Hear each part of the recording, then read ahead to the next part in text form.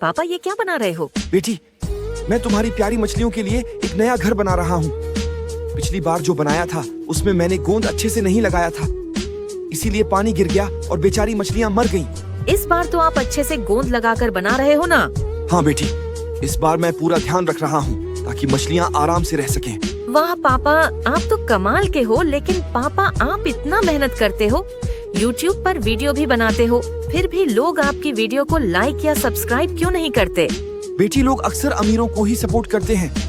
हम जैसे गरीबों की मेहनत पर कम ही लोग ध्यान देते हैं। नहीं पापा, इस बार आप देखना, जो अच्छे लोग आपका वीडियो देखेंगे वो जरूर इसे लाइक करेंगे, चैनल को सब्सक्राइब करेंगे और कमेंट्स में आपको बताएंगे कि आपका बनाया मछली घर उन्हें कैसा लगा।